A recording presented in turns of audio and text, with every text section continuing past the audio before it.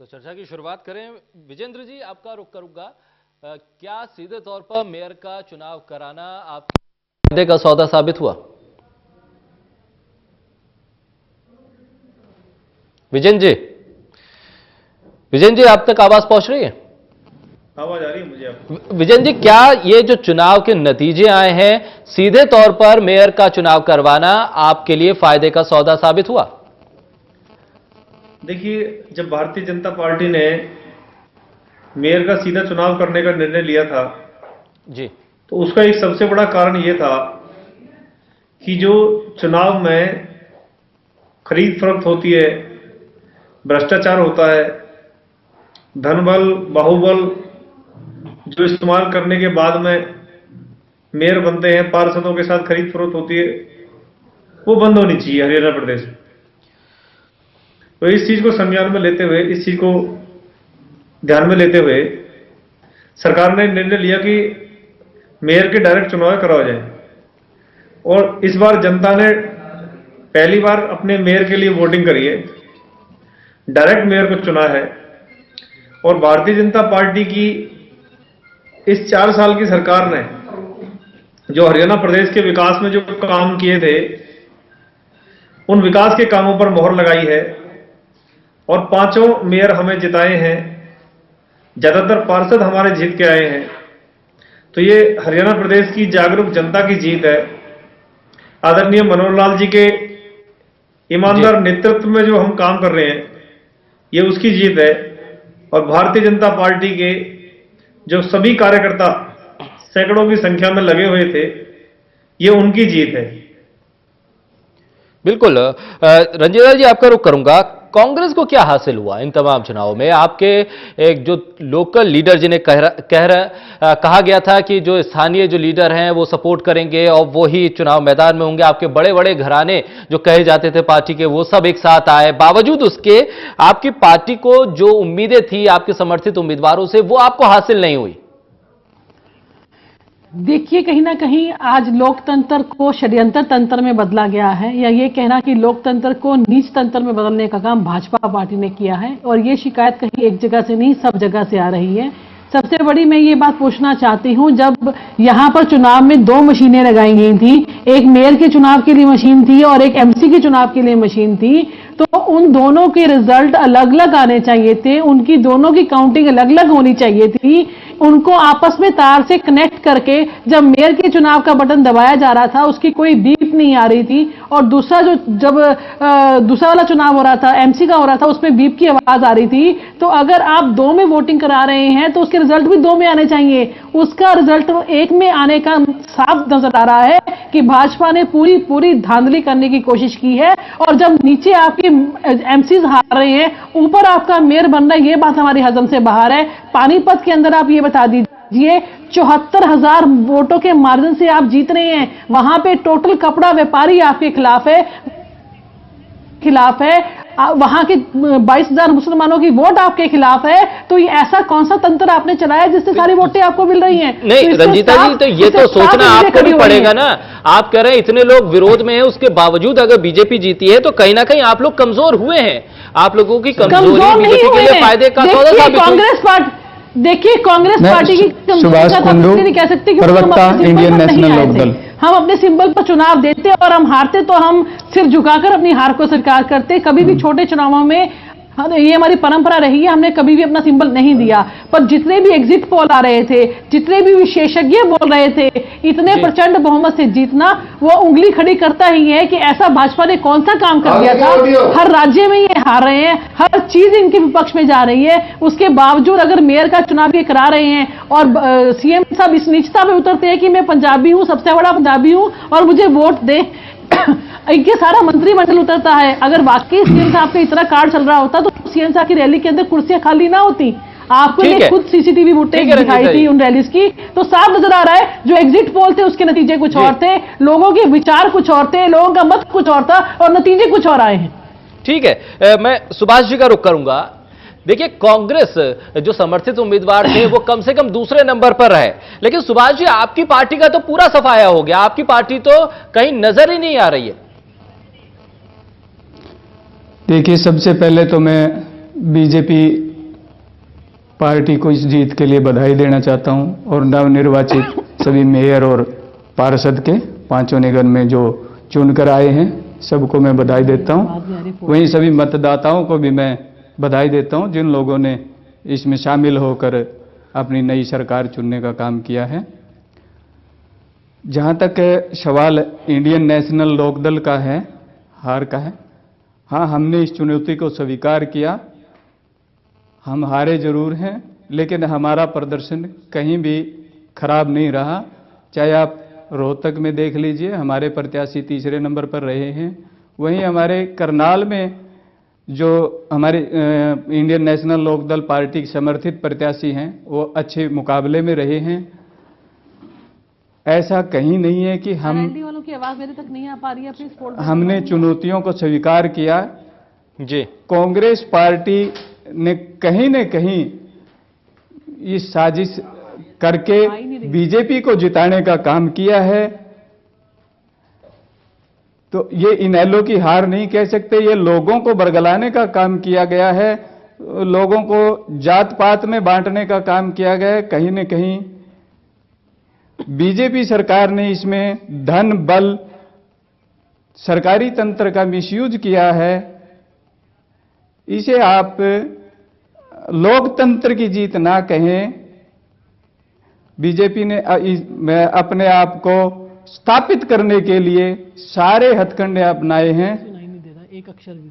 तो लेकिन सुभाष जी, अगर वो लोग वोट कर रहे हैं और मार्जिन 2-4 हजार का होता तो समझ में आता। बड़ी जीत हासिल करी है बीजेपी के उम्मीदवारों ने, और आपकी जो गठबंधन के सहयोगी बहुजन समाज पार्टी है उसने कम से कम आपसे ज्यादा वोट ले लिए हैं उसके उम्मीदवार ने। तो ऐसे में आपके लिए कहीं ना कहीं अब मंत्रणा का वक्त आ गया है कि आप लोग सोचें, देखें क्या कमी कहां है। आप लोग सीधे तौर पर सिर्फ आरोप और प्रत्यारोप दूसरी पार्टी पर कर रहे हैं, लेकिन आपकी कमी कहां रहेगी, कम से कम उस पर विचार करेंगे। जी बिल्कुल। ये जो चुनाव होते हैं लोकल मुद्दे इनमें हावी होते हैं। ये लोकल चुनाव हैं, इनमें सरकारी इनमें भी बीजेपी ने जहां सरकारी तंत्र का दुरुपयोग किया, स्वयं मुख्यमंत्री जी ने आचार संहिता का उल्लंघन किया, धन बल का प्रयोग किया। पूरी सरकार इस काम में लगी हुई थी और इन्हांसमेंट का एक जो ज्वलंत मुद्दा था जी, उस पे भी रिकैलकुलेशन की घोषणा करके जी चुनावों के दौरान जी आचार संहिता का उल्लंघन किया गया, सिर्फ और सिर्फ चुनाव जीतने के लिए। ठीक है, देखिए रंजीता जी, आपका रुख करूंगा। आपकी तरफ से भी तमाम नेता ये कह रहे थे कि ये सेमीफाइनल है और सरकार ने जो कामकाज किए हैं उस पर जनता मैंडेट देगी, और मैंडेट जो जनता ने दिया है वो सरकार के पक्ष में दिया है। ऐसे में विपक्ष के पास अब मुश्किल नहीं होगा। विधानसभा चुनाव, लोकसभा चुनावों में आपके लिए मुश्किल खड़ी हो जाएगी, क्योंकि जनता ने तो इस सरकार के कामकाज पर मोहर लगा दी है।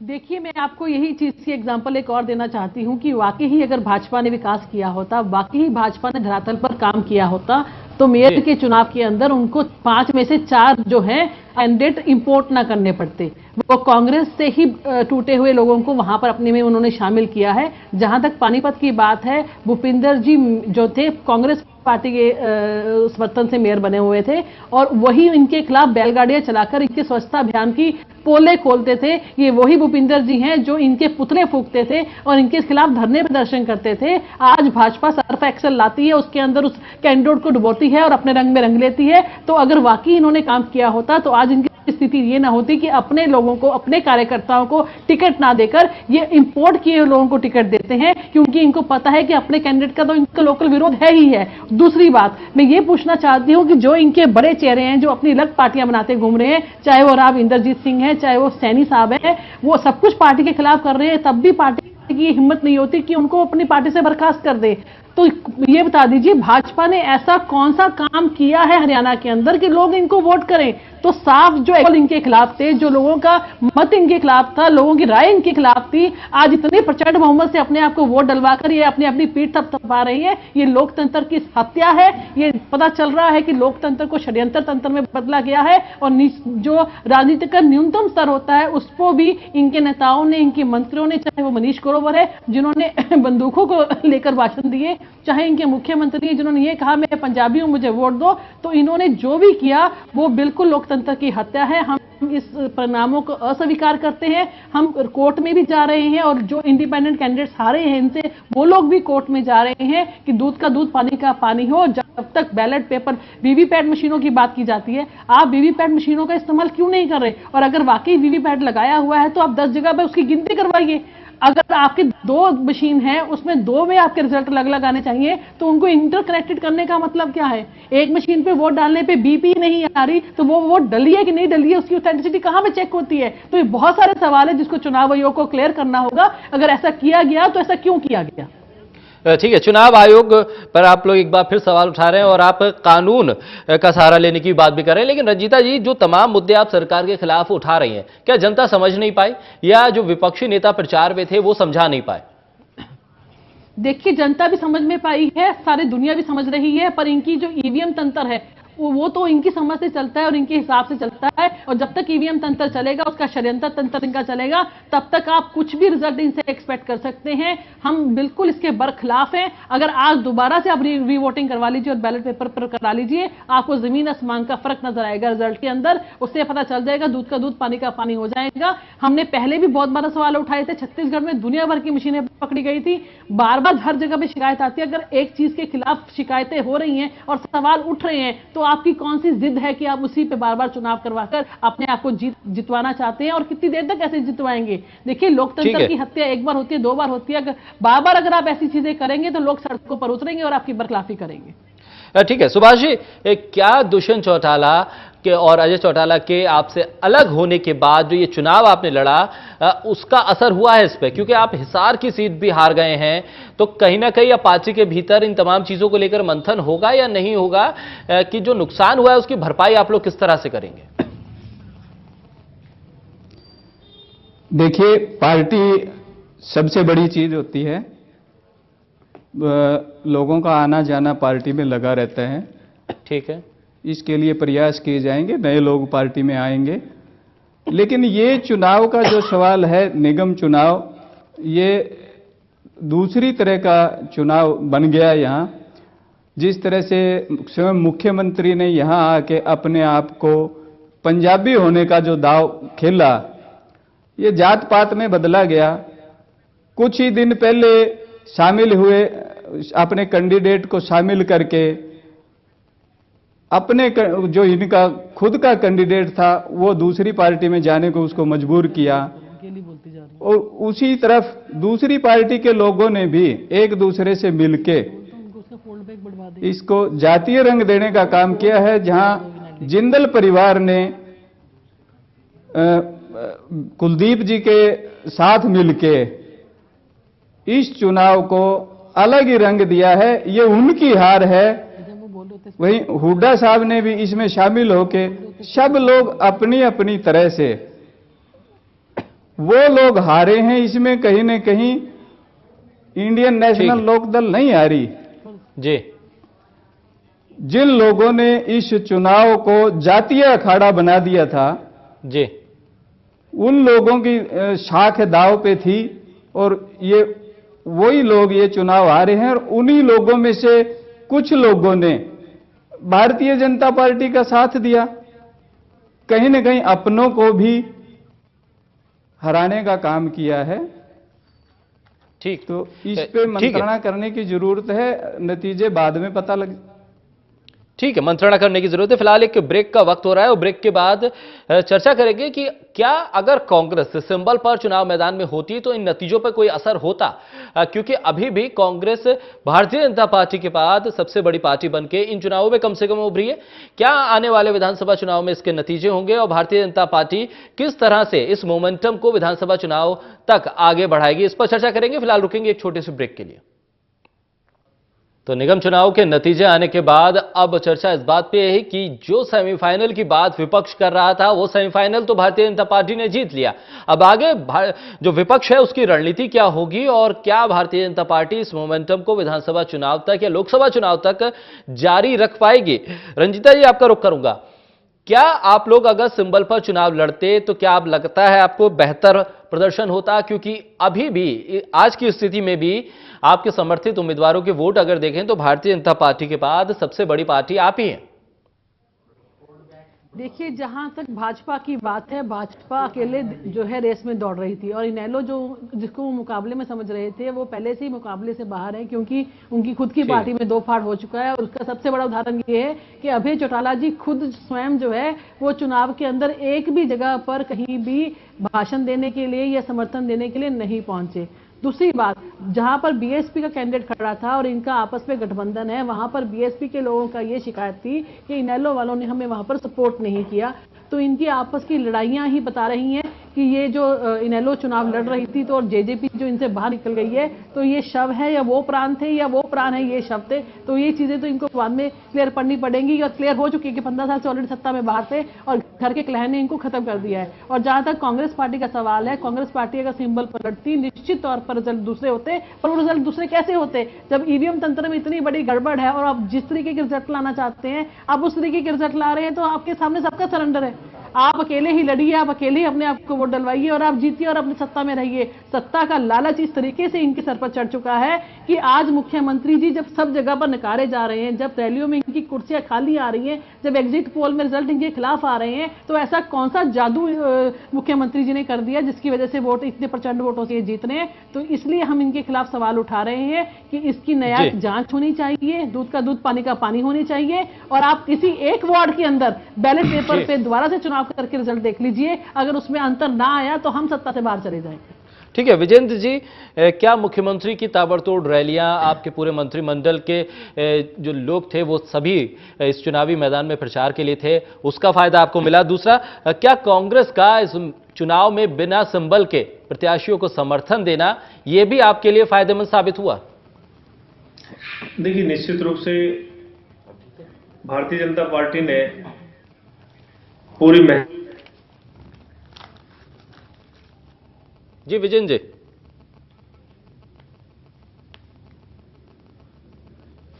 ठीक है, विजेंद्र जी का रुख करेंगे, कुछ तकनीकी समस्या है। सुभाष जी, आपका रुख करूंगा। क्या आप लोगों ने जो आपने उम्मीदवारों का चयन किया, क्या वो जल्दबाजी में हुआ? आपके बड़े जो लीडर थे, बड़े जो चेहरे थे पार्टी के, वो प्रचार में ही नहीं आए, क्या इसका नुकसान भी आपको हुआ? सुभाष जी। देखिए, ये हो सकता है हमारे बड़े नेता पार्टी प्रचार में नहीं आए, ये क्योंकि ये पंचायत की तरह का चुनाव था शहर के लिए, तो ये आम लोगों की निजी समस्याओं को लेके उन्हें ध्यान में रखते हुए ये चुनाव लड़े जाते हैं। क्योंकि एमसी एक छोटे मोहल्ले के गली के चुनाव हैं ये। ठीक है, इंडियन नेशनल लोकदल पार्टी ने मेयर के चुनाव को जरूर सिंबल पे लड़ा है जी, और इस चुनौती को स्वीकार किया था। लेकिन मैं बीजेपी वालों से पूछना चाहता हूं, अगर इन्हें अपनी जीत पर इतना घमंड है तो वो ये बताएं, 5 सीटें प्रचंड बहुमत से जीतने के बाद भी ये पूरे पार्षद क्यों नहीं जीत पाए अपने? ठीक है विजेंद्र जी, जो मैंने सवाल किया था उसका जवाब भी, और साथ ही जो सुभाष जी ने सवाल किया है उसका जवाब भी मैं आपसे चाहूंगा। जी विजेंद्र जी, क्या ये आवाज आ रही है क्या आपको मेरी? जी जी बिल्कुल आ रही है। विजेंद्र जी, जो मैंने सवाल किया था उसका जवाब भी चाहूंगा, और सुभाष जी इंडियन नेशनल लोकदल के प्रवक्ता हैं, उन्होंने भी जो सवाल किया है उसका जवाब भी। पहले मैं सुभाष जी के बात का जवाब देता हूं। बिल्कुल। क्या इनेलो वाले ये मान के चल रहे थे कि जितने भी पार्षद हैं वो 100% भाजपा के जीतेंगे और मेयर भी भाजपा के जीतेंगे, तो ये मैदान में आए क्यों? मैं इनको बताना चाहता हूं कि हमने मेयर के चुनाव जीते हैं सभी जिलों में, और उसके अलावा लगभग 70% हम पार्षद हमारे जीत के आए हैं। तो इनकी तो जमानत जब्त होगी, और हिसार के अंदर इनेलो के जो पार्षद है उसको नोटा से भी कम वोट मिले हैं। और रही बात कांग्रेस पार्टी की, तो कांग्रेस के प्रदेश अध्यक्ष कहते रहे कि हम सिंबल पे चुनाव लड़ेंगे। ये भाग खड़े हुए डर की वजह से, क्योंकि इनको डर था कि इनकी जमानत जब्त हो जाएगी। इनके पूर्व मुख्यमंत्री जी ने कहा कि ये नहीं लड़ेंगे। अब ये जो बात करें अकेले मैदान में होने की, किसने मना किया था इनको कि चुनाव ना लड़े? और चुनाव सिंबल पे ना लड़ने के एवज में रोहतक में भूपेंद्र सिंह हुड्डा जी ने सीताराम सचदेवा जी को समर्थन दिया था खुलेआम। हिसार में कुलदीप बिश्नोई जी ने जिंदल परिवार के साथ मिलकर रेखा आयरन को समर्थन दिया था। तो ये परिवारों की पार्टी है या क्या है कांग्रेस पार्टी? करनाल में निर्दलीय प्रत्याशी को ये गठबंधन करके वहां चुनाव लड़े, कांग्रेस भी इनेलो भी, फिर भी बुरी तरह से हारे। इसमें परिवारवाद कहां से तो आ गया? मैं तो इनको ये बताना चाहता परिवारवाद कहां से आ हूं कि गया? सभी जगह कांग्रेस पार्टी बुरी तरह से हारी है और इनेलो पार्टी जनाब, का तो कोई अस्तित्व है ही नहीं शहरों के बोलने के लिए अंदर। आप दिन है, आप बोलिए। भारतीय जनता पार्टी जीती है। लोकतंत्र को षड्यंत्र तंत्र में आदरणीय बदलने का जो मनोहर लाल आपने जी के काम किया ईमानदार है, आपको नेतृत्व बोलने में का मौका मिला है, जो बोलिए। 4 साल में भारतीय जनता पार्टी ने काम किया है, जनता ने उसमें मोहर लगाई है जी। और देखिए कांग्रेस पार्टी धड़ों में बटी हुई है। इनेलो पार्टी में आपस में घर की लड़ाई मची हुई है, सत्ता की वहां पे हाँ, आपका जो तो राहुल भूख है जी का उनको। कोई धड़ नहीं है, आपके और यहाँ पे भारतीय जनता राजकुमार सैनी का पार्टी कोई में धड़ नहीं है, देखो, और आप उसके कांग्रेस बाद वाले जो उनको चुनाव झेल रहे हारते हैं, हैं, उसके बावजूद आप उनको अपनी तो पार्टी में ईवीएम रख को रहे रोक देते हैं। हैं। इसके हमारी बहन जो यहाँ पे बावजूद बोल रही थी, वो तरह तरह के बहाने बना रही हैं। मैं समझता हूं ये होपलेस हैं, ये बौखलाए हुए हैं, क्योंकि इनके पांवों नीचे से जमीन निकल चुकी है। कांग्रेस पार्टी का बहुत बुरा हाल है, इनेलो का बहुत बुरा हाल है, ये लड़ने में मस्त है और भारतीय जनता पार्टी प्रदेश का विकास करने में व्यस्त है। मोती दान किए हैं, हम तो आप प्रदेश का लोगों ने विकास मोती करने दान में किए व्यस्त हैं, है। भाजपा पार्टी से हैं। हमने चाहे वो देश का किसान हो, चाहे वो हरियाणा प्रदेश का किसान हो, चाहे वो सीमा पे लड़ता जवान हो, मारने से किसी चाहे को वो भी गाँव मारने के से अंदर 24 गुरेज नहीं घंटा किया, कहीं का भी बिजली देने किसान का हो। काम हो। 2850 गांवों में हमने 24 घंटा बिजली देने का काम किया है। हमने 7 जिलों के अंदर जो बिजली दी है, खेतों तक पानी पहुंचाया है, किसानों को जो हमने फायदा पहुंचाया है फसल बीमा योजना के माध्यम से, फसल की लागत का 1.5 गुना हमने मूल्य दिया है। ये किसानों से झूठा वादा करते हैं कर्ज माफी का। इन्होंने कर्नाटक में बोला था 10 दिन में किसानों का कर्जा माफ करेंगे, आज 6 महीने से अधिक हो गया, वहां किसानों का कर्जा माफ इन्होंने नहीं किया। अब देखो मध्य प्रदेश में इन्होंने किसानों को वहां पे धोखा दिया है। पहले बोला था 2 लाख रुपए तक के किसी भी तरह के कर्जे माफ करेंगे, और राष्ट्रीय बैंकों का कर्जा माफ नहीं किया।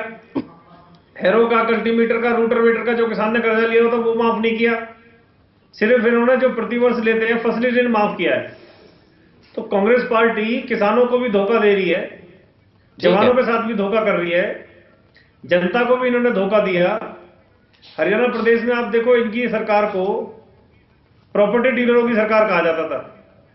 किसानों के करोड़ों रुपए की जो जमीन थी उनको इन्होंने कौड़ियों के भाव में खरीदकर बिल्डरों को देने का काम किया था।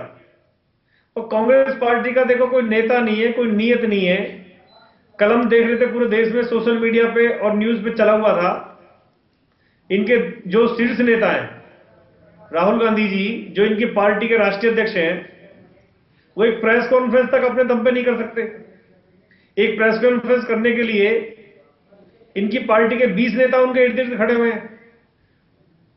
आपको क्या तकलीफ है? चलिए, 20 नेता ठीक है। खड़े हैं उनके साथ, तो विजय जी, मोदी विजय जी और चर्चा को अमित आगे शाह बढ़ाते की हैं। तरह रंजीता जी मैं आपका रुख कर रहा हूँ। तानाशाही रंजीता जी, जो नहीं कर रंजीता पाए जी वो सवाल हमने किया।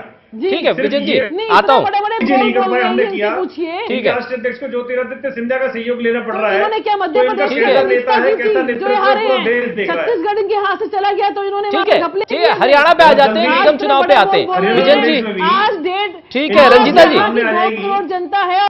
रंजीता जी, भारतीय जनता पार्टी आज पूर्ण बहुमत से सब जगह जीती है। ठीक है, ठीक है विजय इसके जी, लिए मैं हम आता हूं प्रदेश की आपके जनता पास। को, प्रदेश रंजीता की जी, जनता का धन्यवाद आप करते हैं। लोगों को किसने रोका था चुनाव में सीधे तौर पर उतरने से? क्योंकि आपके जो प्रदेश अध्यक्ष हैं लगातार वकालत कर रहे थे किस सिंबल पर हमें बिल्कुल। चुनाव लड़ना चाहिए, लेकिन जो आपकी पार्टी की बैठक हुई उसमें ये फैसला हुआ कि समर्थन करेंगे।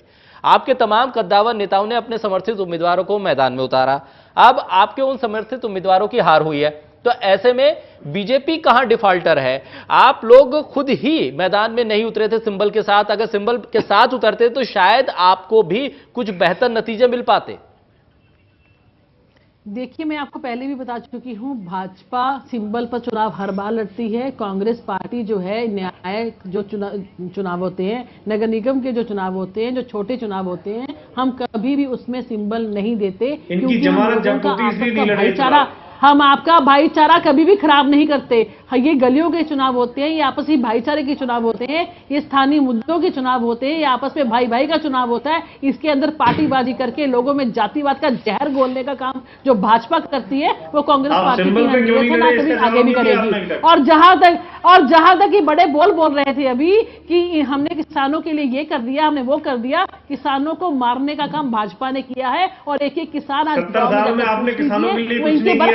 है, इन्होंने दोनों हाथों से उनको फसल बीमा योजना करके दोनों हाथों से लूटा है। वो आज सभी जनता के सामने है। ठीक है रंजीता जी, जनता तंत्र कर आपकी पीठ थपथपा रहे हैं। ठीक है, जनता आने वाले समय में आपको जवाब देगी, जनता सड़कों पर उतरेगी। ठीक है रंजीता जी, चुनाव कराया। कांग्रेस पार्टी को इन चुनावों से हासिल क्या हुआ? आप लोगों को कोई तो इन चुनावों से संदेश मिला होगा कि आपको संगठन पे काम करना है, उम्मीदवारों पे काम करना है, या जो मिला है क्या है? आप लोग किस तरह से चुनावों को ले रहे हैं? बिल्कुल, हमें संदेश ये मिला है कि भाजपा जो षड्यंत्र तंत्र करके ईवीएम घोटाले करके जीत सकती है, इनको वहां से हटवाकर इस चुनाव को बैलेट पेपर पर करवाना पड़ेगा। अगर वाकई ही जनता का मत जो है, हम दिलों की बात जानना चाहते हैं और वाकई ही सही रिजल्ट लाना चाहते हैं, तो आने वाले लोकसभा के और विधानसभा के जो चुनाव है हरियाणा के अंदर, उनको ईवीएम तंत्र पे ना करवाकर उनको बैलेट पेपर पर करवाया जाए। ये सबसे पहले हमारा मुद्दा रहेगा और इसके लिए हमें सड़कों पर उतरना पड़ेगा। हम सड़कों पर भी उतरेंगे। और दूसरी चीज हमें यह शिक्षा मिली है कि भाजपा अपनी जीत के लिए किसी भी राजनीति के ये सीख हमें मिली। और हमें ये भी शिक्षा मिली है कि जातिवाद का जहर घोलकर ये लोगों के मन में कोई भी जहर भर सकते हैं, उनको लोगों को कैसे बचाना है, उसकी शिक्षा भी हमें इस चुनाव की मिली है। विजयन जी, देखिए, मैं ये इनको बताना चाहता हूं, ये जो बार बार ईवीएम को दोष देते हैं, ये 3 राज्यों में जो इन्होंने चुनाव बनाई है, इन्होंने सरकार बनाई है, एक छत्तीसगढ़ में इनको पूर्ण बहुमत मिला है, बाकी राजस्थान में और मध्य प्रदेश में इनको पूर्ण बहुमत नहीं है, लेकिन फिर भी इन्होंने गठबंधन करके सरकार बनाई है। आप लोग सुविधा की राजनीति करते हैं। आप जब बड़े स्टेटों में चुनाव लड़ रहे होते हैं, अरे रंजीता जी, जो है छोटों में नहीं जाता, वहां पर भी आपके और 72 रिजल्ट होते हैं। अगर आपने वहां पर भी ईवीएम में घोटाले ना किए होते। छत्तीसगढ़ में दुनिया भर की शिकायतें आई थी कि मशीनों में घोटाले कर रहे हैं, और एक बार मशीन हैंग हो जाती है, 3 मिनट लग जाते हैं उसको दोबारा ठीक होने के लिए। चुनाव आयोग का भी अपमान किया है इन्होंने, सुप्रीम कोर्ट का भी अपमान किया है, चुनाव आयोग का भी इन्होंने अपमान किया है। जनाब, सब कुछ ही आपके हाथों में बिका हुआ, तो किसी का भी अपमान समझ लीजिए आप सब लोगों को अपनी मुट्ठी में लेकर चल रहे हैं और हार के लिए ईवीएम को दोषी ठहरा रहे हैं। रंजीता जी, लगता नहीं है आप लोगों को कि आप लोगों को अपने स्तर पे कार्यकर्ताओं, संगठन के स्तर पर कुछ काम करने की जरूरत है? क्योंकि मैं ये कह रहा हूं कि आप दूसरे नंबर पर अभी हैं, इंडियन नेशनल लोकदल तो कहीं पर भी नहीं है, फाइट आप ही दोनों के बीच में है। ऐसे में आपको अपने कार्यकर्ता, अपने संगठन पे काम करने की जरूरत है। आप इन तमाम चीजों पर ध्यान देने की जगह पूरा डाइवर्ट आप ईवीएम पे कर दे रही हैं, तो कहीं ना कहीं ये आप भाग रही हैं उन तमाम चीजों से। देखिए, मैं आपको बार बार ये कह रही हूं कि अगर वाकई भाजपा ने इतना काम किया होता तो इनको कांग्रेस वालों को लाकर चुनाव क्यों लड़वाने पड़ते हैं? तो ये अपने कार्यकर्ताओं को चुनाव क्यों नहीं लड़वाते? अगर वाकई इतना विकास किया है तो अपने कार्यकर्ताओं के सिर के ऊपर 4 लोग रिपोर्ट करके, जिसने 1 महीने पहले बीजेपी को ज्वाइन किया, जिसने 4 महीने पहले बीजेपी को ज्वाइन किया, उनको टिकट देने के लिए क्यों मजबूर हो जाती है? क्योंकि इनकी रिवायत है कि कहीं की ईंट कहीं का रोड़ा, और भानुमति ने कुनबा जोड़ा। जो इन्होंने काम पिछले विधानसभा चुनाव में किया था, कुछ नैलो वाले ले लिए, कुछ कांग्रेस वाले ले लिए, और उनको अपना सिंबल देकर ये लड़वा देते हैं। मैं ये पूछना चाहती हूँ कि वाकई अगर आपकी कैडर बेस पार्टी है, वाकई आपने धरातल पर काम किए हैं, तो आप अपने कार्यकर्ता पे क्यों नहीं विश्वास करते? आप उनको टिकट क्यों नहीं देते? और लानत ऐसे कार्यकर्ताओं के ऊपर जो आपके इन षड्यंत्रों के बावजूद ऐसे नहीं, रंजीता जी, उनको भी जवाब देना पड़ेगा आपको। ठीक है रंजीता जी, हो गया। सुभाष जी, मैं आपका रुख करूंगा। इन चुनाव परिणामों का असर क्या आपका और जो बहुजन समाज पार्टी का गठबंधन है उस पर पड़ेगा? क्योंकि कहा यह जा रहा है कि इंडियन नेशनल लोकदल का वोट बहुजन समाज पार्टी को ट्रांसफर नहीं हुआ और बहुजन समाज पार्टी का वोट इंडियन नेशनल लोकदल को ट्रांसफर नहीं हुआ। देखिए, मैं पहले भी बता चुका हूं, ये जो चुनाव होते हैं वो स्थानीय मुद्दों पे लड़े जाते हैं। हमारा राष्ट्रीय स्तर पर गठबंधन है इनेलो बीएसपी का, और इस चुनाव में मैं समझता हूं कार्यकर्ताओं की तरफ से कहीं कोई कमी नहीं, ना कोई तालमेल की कमी थी, लेकिन इन चुनाव में जो मुद्दे बने वो दूसरी चीजें थी। कहीं ना कहीं ये जाति पाति पे और ये सरकार ने धन और बल के बुते पे ये चुनाव लड़े गए हैं, लोगों को बांटने का काम किया है। अब हिसार का चुनाव देखिए, ये कहीं ना कहीं सिर्फ और सिर्फ 2 गुटों में बंट के रह गया। लेकिन सुभाष जी, आप लोगों की भी तो जिम्मेदारी थी, विपक्ष में आप लोग थे, आप लोग भी चुनाव मैदान में थे, आप लोगों को समझा सकते थे कि ये जिस तरह से मुद्दे उठाए जा रहे हैं ये गलत है, और आप सही परिप्रेक्ष्य में उन तमाम चीजों को रख सकते थे। हो सकता है जनता आपके साथ आती, तो इतना मौका क्यों दिया आपने? देखिए, ये जो चुनाव घोषित भी हुए, बहुत थोड़ा समय था इन चुनावों के लिए जी, और जैसे जैसे ये इंपोर्ट करके लाए कैंडिडेट्स को दूसरी पार्टियों से, तो इनके खुद के कैंडिडेट बाहर भागे दूसरी पार्टियों में, तो इस तरह का एक माहौल क्रिएट कर दिया इन्होंने कि लोग उन्हीं तरह की भावनाओं में बहते रहे। वो पार्टियों को कहीं ना कहीं इन्होंने दरकिनार कर दिया लोगों ने, सिर्फ इसको कबड्डी के जैसा मैच मान के चुनाव में उतर गए। लोगों का इन चुनाव में कोई विशेष पार्टी की तरफ ध्यान नहीं रहा। ठीक, जो स्थानीय प्रकरण चले ताजा ताजा, बहुत कम समय था, उन लोगों ने भावनाओं में बह के कहीं ना कहीं बीजेपी को हराने के लिए वोट किया, उस तरह से इकट्ठे हुए, तो कहीं न कहीं ये वोट बैंक पक्ष और विपक्ष के रूप में इकट्ठा होता गया जी। 1 और 2 नंबर के कैंडिडेट के लिए ही ज्यादा मतदान पे जोर रहा, बाकी चीजें इग्नोर हुई हैं। अच्छा सुभाष जी, क्या इसमें इसका भी असर पड़ा कि आपकी पार्टी ने काफी देर में अपने उम्मीदवारों के नाम की घोषणा की, तो वो समय भी कम मिला आपके उम्मीदवारों को, इसका असर हुआ है? निश्चित तौर पे हमारे बड़े नेताओं को भी इतना समय नहीं मिला चुनाव प्रचार के लिए, और हमारे प्रत्याशी भी, ये सभी के लिए था कि ये बहुत छोटे समय में ये चुनाव हुआ, ठीक, उसका नुकसान हुआ है कहीं न कहीं, क्योंकि इतनी तैयारी नहीं कर पाए समय से। और एक ये पहला प्रयोग था डायरेक्ट मेयर के चुनाव का जी, उसमें भी कहीं न कहीं लोगों में सिर्फ एक ये मैसेज गया कि भाई मेयर तो 2 में से 1 को बनना है, जिसमें 20-25 जो भी प्रत्याशी थे उनका पार्टिसिपेशन ना के बराबर रहा कई जगह। वो हुआ तो पहले सिर्फ 2 सवाल आपसे भी यही ये चुनाव चलता रहा, कांग्रेस ने, लेकिन बीजेपी ने कहीं न कहीं पूरी सरकारी तंत्र को इसमें लगा के, ठीक है, इस बात को मैं बार-बार क्लियर नहीं, करती हूं, रंजीता जी अपनी नाक का सवाल बनाया हुआ था। कांग्रेस पार्टी सिंबल पर चुनाव नहीं लड़ी थी, आता हूं रंजीता जी, हम रेस में नहीं थे, तो हमारी हार और जीत का सवाल ही पैदा होता। तो सबसे ज्यादा सवाल तो आप ही लोग उठा रहे हैं इस जीत पर, अगर आप रेस में ही नहीं थे तो सवाल उठाने का भी कोई मतलब नहीं बनता।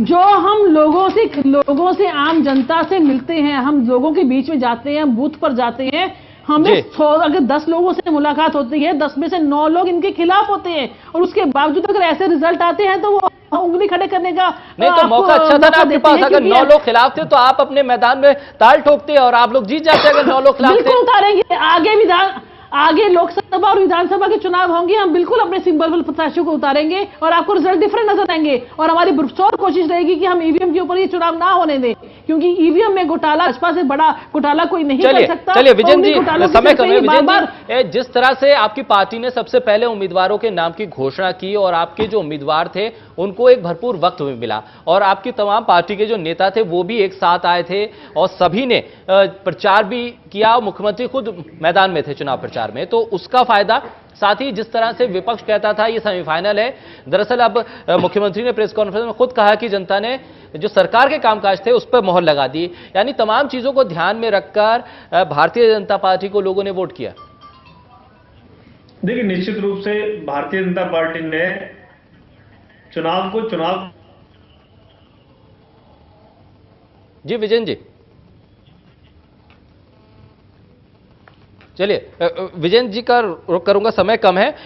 रंजीता जी, लास्ट क्वेश्चन आपसे कि जिन उम्मीदवारों को आपने समर्थन दिया, समय कम है इसलिए शॉर्ट में आपसे आंसर चाहूंगा, उम्मीदवारों को समर्थन दिया, अगर आप पहले उन्हें समर्थन दे देती और एक साथ प्रेस कॉन्फ्रेंस करके आपके तमाम बड़े नेता इस बात का ऐलान करते कि ये उम्मीदवार हमारे समर्थित उम्मीदवार हैं, तो शायद ज्यादा फायदा होता आप लोगों को। देखिए, अगर हमने ऑफिशियली किसी को समर्थन दिया होता तो हमारे नेता जाकर उनके चुनाव में उनके लिए वोट भी मांगते। हमने इस चुनाव से दूरी इसलिए बना रखी थी क्योंकि हमारी परंपरा है, हम कभी भी स्थानीय चुनाव के अंदर सिंबल नहीं देते, लोगों का भाईचारा नहीं खराब करते, लोगों को जातिवाद के नाम पर नहीं बांटते, हम लोगों के जातिवाद का जहर नहीं घोलते। आपका पॉइंट आ गया। भाजपा का षड्यंत्र तंत्र चला है, हो रही है, तो प्रदेश की जनता इन चीजों को पसंद नहीं करती है। हरियाणा प्रदेश की जब आपको बोलने का मौका मिलेगा तब बोलिएगा ना। हरियाणा के जब आपको बोलने का मौका दिया जाएगा तब आप बोलिएगा। आपको आदत है दूसरे के बीच में बोलने की क्या?